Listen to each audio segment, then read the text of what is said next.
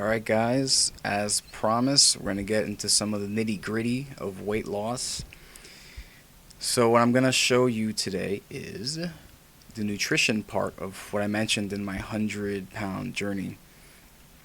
This is the only way to reliably lose weight, okay? Not clickbait, no secret surgery. I'm going to tell you no magic pill. This is scientifically backed. This is how you do it. That's right. It's calorie counting. Hey, but you guys, you who are gonna press the X button right now, I understand that this is a bit much. You want to come back to it at a different time. That's fine. Okay, you're free to. The guys who are gonna press the X, who are like, I'm not counting calories. Your journey is gonna be very, very difficult, my friend. I don't know if you'll make it. And not to be mean, but I've seen a lot. Okay, so bye. All right, the real ones who are still here. This is what you do. So you need to understand that your body is basically a furnace. So you burn energy all the time, whether you're sleeping or unconscious, whatever. You are burning energy at all times. So what you want to do is not pile on more energy than your body burns, because then the excess stays with you. You want to slowly reduce the energy that your body takes in. Then when it burns a little more than it takes in, your body will be forced to kind of shrink a bit. That's how weight loss is done. So how does this work practically? Okay, open up Google or DuckDuckGo or Bing and type in calorie calculator. So in this example, I'll be 25, I'll be 5'10", I wish 165.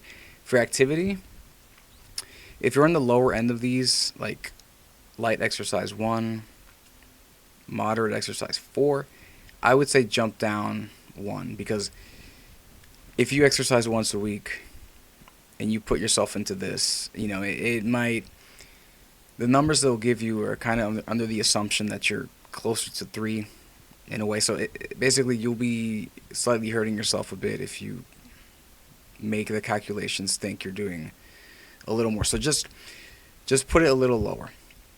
All right, so let's calculate. Okay, so this number, let's say 2,500. Now, when you actually do this yourself, don't say, let's say, put the actual number, but just for speaking purposes, let's say 2,500. That's my maintenance calories, okay? That means I consume, assuming the activity stays true, my body uses up 2,500 calories per day of energy, every single day. So if I consume that amount of calories every day, I will remain the same exact weight, all right? You know, not counting water weight and stuff like that. So what do I need to do if I want to lose weight? Like I said, give your body less energy than it burns. So 2,400, 23, 22, 2,100. Anything under 2,500 will lose you weight. That's the simple part. That's the beautiful part. Anything under your maintenance will lose you weight. Now, obviously, if you just go 100 calories under, it'll take you longer. In a pound of mass, there are 3,500 calories. Divide that by 7, it's 500, right? So, if you want to lose a pound of mass per week, you go at a 500 calorie deficit. So 500 times 7 days of the week, 3,500. So 500 deficit, a pound a week. You can have a bigger deficit, go lower than that, but keep in mind, it's your life you have to live. If you're okay with being that miserable, that's okay. Go for it. But yeah, it's not fun. You also want to keep in mind, if your deficit is too small, your weight loss is going to take a lot longer too. But if that's how you want to do it, that's fine. So let's say I want to lose a pound a week. That means I got to go for 2,000 calories, right? What do I do with that number? You get a fitness calculator of some kind. So, MyFitnessPal, Lose It. I personally prefer My Net Diary because it shows you the least amount of ads for now. So, you make an account, you put your budget at you put your, well, it depends. Some of the programs, you put in the same information that you did in the calorie calculator, and then it kind of does it for you. Or you can set your own goal if you want. So anyway, now that you know your numbers, you can put them in here, right? So how do you actually measure foods? Well, if it comes in a can or a box, flip it over, get the barcode, scan it, get your phone, scan it in the app, and you're done. That's it. Right? And an example, pita bread. This pita bread, I scan it. It'll give me by default one. The unit is one pita. And it'll put in the calories and all the other information. And I'm good to go. Now, let's say I ate one. I didn't eat one. I ate half. I can change it. Put a 0.5 if I want to. And then it adjusts the calories, right? Let's say, actually, I don't know what size it was. It was just a leftover from my roommate or something like that. Then there are ways there are ways to go about that as well. You can change it from container to, for example, this other example, instead of container, I can change it to grams, ounces, whatever, right? So I would highly, highly, highly, highly recommend getting a digital food scale. One of the best investments you can make. Pretty cheap, like $30. It helps you measure your food. So if you don't have a whole unit, you can measure it. And that's it.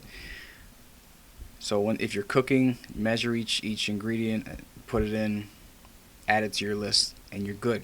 It really is that simple. Now, one little snag here is, if you're not going to use a whole container, what do? For this example, bitchin' sauce, I don't want to use the whole container of sauce. Okay, what do? So I'm going to put the whole container on the digital scale, zero it out. Then I can take the container off the scale for several seconds, put as much as I want to on whatever I'm using it, put it back on the scale. Now, there should be a negative number because I removed some weight from the container, right? So in my case, it was negative 11. That's how much I used, 11 grams. Put it in, boom, boom, boom, information's filled out. That's it. Simple as that. Now, if you're thinking, ice, this sounds annoying as hell. Do I really need to do this every time I eat? Yeah, kinda. I mean, if it bothers you, I think not reaching your goal might bother you more. I will say, as a personal trainer, the clients who actually were on top of their calorie counting, they made progress and they got to where they want to get. They got to where they wanted to get to. The ones who did not care, did not listen, things took much, much longer, and they kind of usually always flatlined. So that's up to you. If you want to be in control, this is how you do it. You need numbers to be in control. You can't eat less or more if you don't know what is actually happening. You can't augment a number you don't know. You know what I mean? So, you can do this or you can not. That's fine. But just know, if you want to be in control, this is how you do it. You can't run a marathon every day and expect to lose weight. I mean, you kind of can, but it still depends on how much you're eating. One of my favorite sayings is, you can't outrun your fork. Meaning, you can't exercise like a madman and expect to make up for all the excess calories that you're putting in. It needs to be both. Rather, let me correct myself. You don't even need to exercise to lose weight. It helps because if your body becomes a more efficient furnace, it kind of burns more energy at rest. And then, you know, that affects the calories, the energy that's going in. More is getting burned, so you can kind of lose weight a bit faster if you have some strength on you, you know. But you don't need to exercise. It's just better if you do for many, many, many, many reasons. So that's all you got to do. Keep track of your food. Now it is annoying when you're starting out. I'll say that. So track one meal today. 2 days from now, track two. Whatever. Build your way up until you're tracking everything.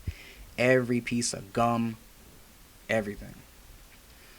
If you don't want to, that's fine. Just be okay with not being in control of your mass. That's it. So, that's it. Yeah. This is the way.